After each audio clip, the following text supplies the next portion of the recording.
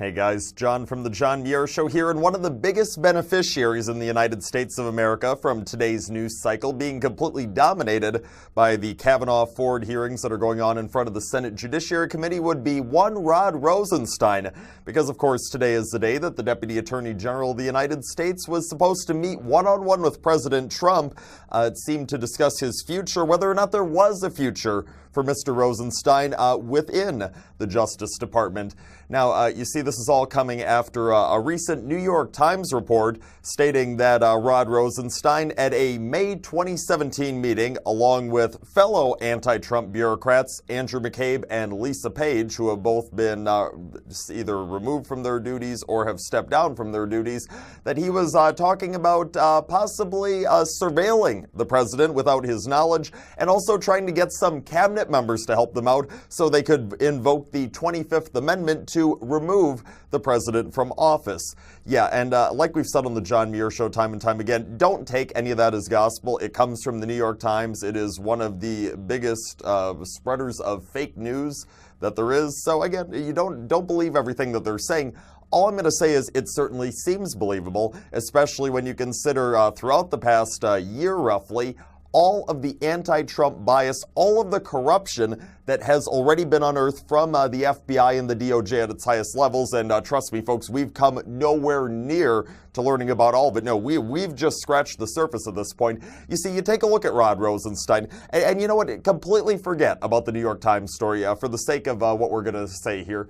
Rod Rosenstein is one of the individuals who signed off on one of the FISA court application renewals. He is the person who signed the last one to illegally spy on President Trump's campaign, specifically former Trump campaign advisor Carter Page. Rod Rosenstein did that because, you know what, he's a partisan liberal and he has no problem using a high-ranking position to be absolutely corrupt and to try to serve whatever his political goal is.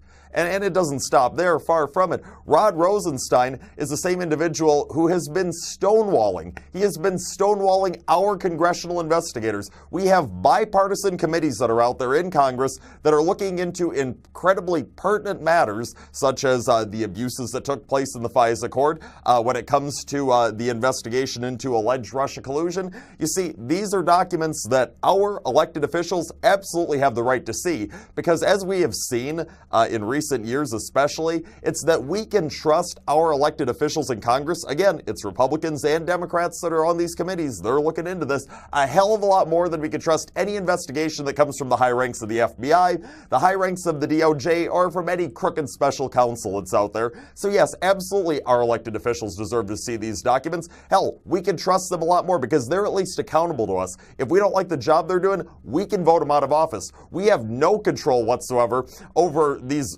powerful liberal bureaucrats like Rod Rosenstein. But Rod Rosenstein didn't stop there. Not only has he constantly stonewalled our lawmakers on giving him necessary documents for their investigations, when these lawmakers said, hey, you know, Rod, we've been asking nicely a few times, we might have to subpoena you to get those documents here if you don't cooperate. What does Rod Rosenstein do? Rod Rosenstein reportedly goes threatening congressmen. He goes threatening congressional staffers. That is the way that Rod Rosenstein decided to conduct himself, according to what seems to be some very, very credible reports. Not hard to believe, considering everything else we know about Rod Rosenstein.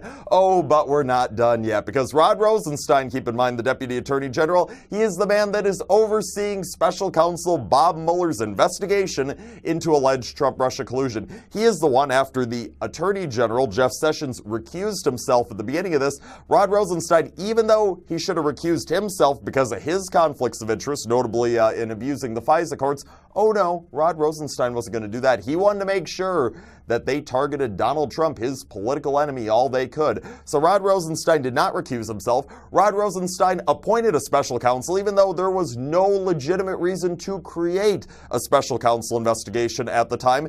And to this day, he's overseeing it, and he won't shut the damn thing down. This investigation's been going on for, what, more than 16 months now? It has yielded, how much? Zero proof of Trump-Russia collusion, what they said they were setting out to look for. It's cost taxpayers roughly $20 million that could have been a hell of a lot better spent elsewhere.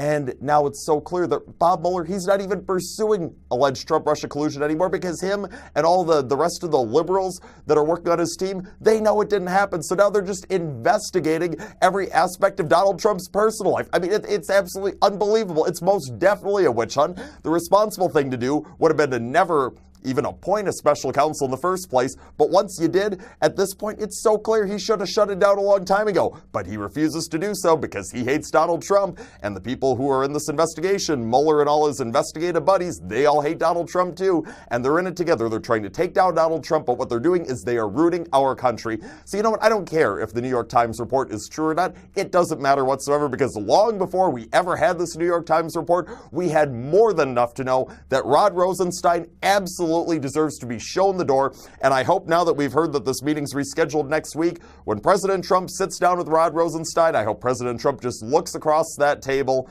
and just channels Donald Trump from, like, what, 5-10 years ago, and gives him those 2 words: Rod, you're fired. That's all the time that we have for today, but tune into the John Muir Show each and every weekday, 8:40 a.m. on WTAQ, 9 a.m. WSAU and WHBL. Till next time, I'm out.